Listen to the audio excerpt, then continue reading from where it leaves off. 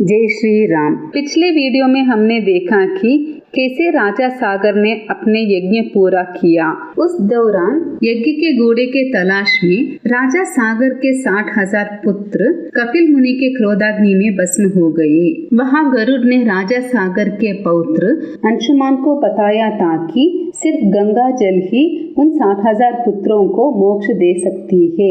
यज्ञ पूर्ण होने पर राजा सागर अपने पौत्र अंशुमान के साथ राज्य लौटा, लेकिन गंगा को पृथ्वी पर लाने का उपाय उन्हें नहीं पता था। लंबे समय तक राजा सागर ने न्याय पूर्वक राज्य किया और फिर लोकांत कर स्वर्ग सिधार गए। तब उनके मंत्रियों और प्रजा ने अंशुमान को अपना राजा चुना। अंशुमान बहुत महान राजा बने। उनके पुत्र का नाम था दिलीप। अंशुमान ने अपना राज्य दिलीप को सौंप दिया और वे हिमालय चले गए। वहाँ उन्होंने 32,000 वर्षों तक कठोर तपस्या की और अंत में स्वर्ग को प्राप्त किए। उन्हें अपना तप का पुण्य तो मिला, लेकिन गंगा को धरती पर लाने का फल नहीं मिला। दिलीप जो एक तपस्वी राजा थे, उन्होंने अपने 60,000 पूर्वजों के विनाश के बारे में सुना और जब उन्होंने अपने पिता अंशुमान की असफलता के बारे में सोचा तो वे बहुत दुखी हो गए। राजा दिलीप हमेशा सोचते थे गंगा को कैसे लाया जाए, जल तर्पण कैसे किया जाए और मेरे पूर्वजों को इस दुख से कैसे मुक्त किया जाए। दिलीप एक बहुत धर्मात्मा राजा थे। उन्हें एक अत्यंत पुण्यशील पुत्र हुआ जिसका नाम था भगीरथ। दिलीप ने कई यज्ञ किए, मगर उन्हें गंगा को लाने का कोई उपाय नहीं मिला। पूर्वजों की मुक्ति का मार्ग न मिल पाने के कारण और बीमारी से गिरकर राजा दिलीप ने अंत में देह त्याग दी। उन्होंने अपने पुत्र भगीरथ को राजा बनाकर अपने पुण्य के बल पर इंद्रलोक को प्राप्त किया। भगीरथ धर्मात्मा और राजर्षि थे, लेकिन उनके कोई संतान नहीं था। उन्होंने अपने राज्य मंत्रियों को सौंप दिया और फिर हिमालय के गोकर्ण पर्वत पर कठोर तपस्या शुरू की ताकि गंगा धरती पर उतर सके। वे 5 अग्नियों के बीच खड़े रहते, हाथ ऊपर उठाए रखते, महीनों में सिर्फ एक बार भोजन करते थे और इंद्रियों को पूरी तरह जीत चुके थे। हजारों साल तक ये कठोर तपस्या चलता रहा। तब ब्रह्मदेव प्रसन्न हुए। ब्रह्मदेव ने भगीरथ को आशीर्वाद दिया, हे भगीरथ, तुम्हारी कठोर तपस्या से मैं बहुत प्रसन्न हूँ, जो वर चाहो मांगो। भगीरथ ने हाथ जोड़कर कहा, यदि आप मेरे तपस्या से प्रसन्न हैं, तो मेरे द्वारा सागर के सभी पुत्रों को जल तर्पण प्राप्त हो। गंगा के जल से जब उनके भस्म भीगे, तब वे सभी स्वर्ग को प्राप्त करे। और प्रभु, मुझे संतान का भी वरदान दीजिए, हमारे इक्ष्वाकु वंश परंपरा ना टूटे। ब्रह्मा जी ने कहा, हे भगीरथ, ऐसा ही होगा, तथास्तु। ये गंगा हिमालय की ज्येष्ठ पुत्री है। उसकी धारा बहुत प्रबल है। उसे केवल भगवान शिव ही संभाल सकते हैं। गंगा के धरती पर गिरते समय उसका वेग पृथ्वी सहन नहीं कर सकती, इसलिए शिव जी को ही इसका भार संभालना होगा। मैं किसी और को सक्षम नहीं जानता। ये कहकर और गंगा को भी संबोधित करके ब्रह्मदेव सभी देवताओं के साथ स्वर्ग लौट गए। जब ब्रह्मदेव वहाँ से चले गए, भगीरथ ने अपने एक पैर पर खड़ा होकर शिव जी की कठोर तपस्या की। दिन रात केवल हवा पर जीवित रहे। 1 साल तक उन्होंने कठोर तपस्या की। महादेव प्रसन्न होकर प्रकट हो गए और उन्होंने भगीरथ से कहा, हे भगीरथ, मैं तुम्हारी तपस्या से प्रसन्न हूँ, तुम्हारी इच्छा पूरा करूँगा। मैं हिमालय की पुत्री गंगा को अपने सिर पर धारण करूँगा। अब गंगा अवतरण का समय था।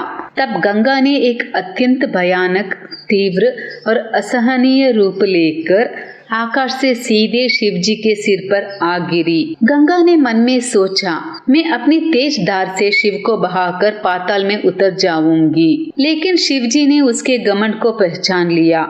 वो क्रोधित हो गए और उन्होंने गंगा को अपनी जटाओं में बांध लिया। गंगा शिव की जटाओं की गुफा में गिरकर फंस गई और बाहर निकल नहीं पाई। गंगा बहुत कोशिश करती रही, पर वो जटाओं के किसी भी कोने से बाहर नहीं निकल पाई। वह कई वर्षों तक वही घूमती रही। जब भगीरथ ने गंगा को बाहर आते नहीं देखा, तो उन्होंने फिर से कठोर तपस्या शुरू की। इस बार शिवजी बहुत प्रसन्न हुए और उन्होंने गंगा को छोड़ा। और उसे हिमालय के बिंदु सरोवर की ओर बहा दिया। जैसे ही गंगा बाहर निकली वह 7 धाराएं बन गई। 3 पूर्व दिशा में गई, ह्लादिनी, पावनी और नलिनी। 3 पश्चिम की ओर, सुचक्षु, सीता और सिंधु। 7वीं धारा भगीरथ के रथ के पीछे पीछे चली। भगीरथ अपने दिव्य रथ पर आगे बढ़ते रहे और गंगा उनके पीछे पीछे बहती रही।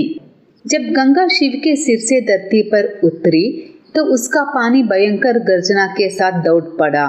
मछलियां, कछुए, शिशुमार और तरह तरह के जल जीव गंगा की धारा के साथ गिरते गिरते चमक उठे और धरती सुंदर दिखने लगी। देवता, गंधर्व, ऋषिगण गंगा के अवतरण को देखने एकत्रित हो गए। गंगा का गिरना संसार का सबसे अद्भुत दृश्य लग रहा था। कभी गंगा तेज बहती, कभी टेढ़ी मेढ़ी, कभी सीधी, कभी शांत। कहीं उसके लहरें आपस में टकराकर ऊपर उठती और फिर धरती पर गिरती। शिव की जटाओं से होकर धरती पर गिरा वो निर्मल जल पवित्र बन गया। ऋषि, गंधर्व और धरती पर रहने वाले लोग उस जल को स्पर्श करके उसे पवित्र मानकर ग्रहण करने लगे। जो देवता शाप से स्वर्ग से गिर गए थे वे भी गंगा में स्नान करके अपने पापों से मुक्त होकर वापस स्वर्ग लौट गए। लोग गंगा स्नान से पाप मुक्त होकर खुशी से भर गए। भगीरथ अपने रथ पर चलते रहे और गंगा उनके पीछे पीछे बहती रही। देवता, ऋषि, असुर, दैत्य, यक्ष, गंधर्व, किन्नर, नाग, अप्सराएं और सारे जलचर सब गंगा के साथ साथ चलने लगे। आगे चलते हुए गंगा ने महान ऋषि जैनों के यज्ञ स्थल को बहाना शुरू कर दिया।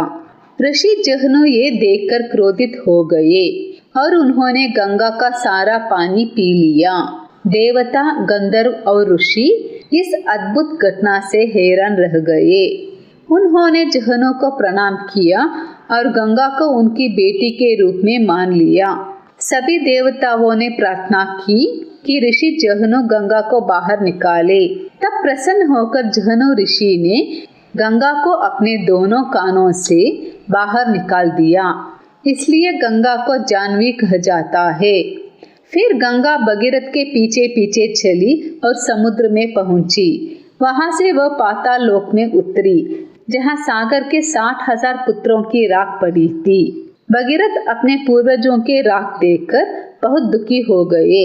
गंगा ने अपने पवित्र जल से उनकी राख को भिगोया और वे सारे आत्माएं गंगा जल के स्पर्श से स्वर्ग पहुंच गई।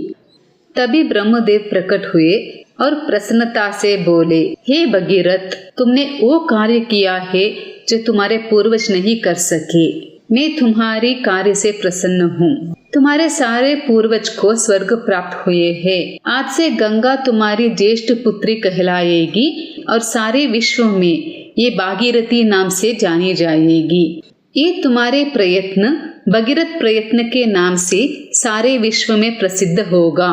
देवी गंगा त्रिपतगा नाम से भी जानी जाएगी, क्योंकि वह अपने जल से स्वर्गलोक, भूलोक और पाताल लोक को भी पवित्र करती है। अब तुम अपने राज्य लौटो और पूरे निष्ठा से राज्य करो। फिर विश्वामित्र ने कहा, हे राम, यही है पुण्य कथा देवी गंगा के अवतरण की। यदि आपको ये कथा पसंद आई है तो कृपया लाइक, शेयर और फॉलो कीजिए। हर हर गंगे। धन्यवाद। जय श्री राम।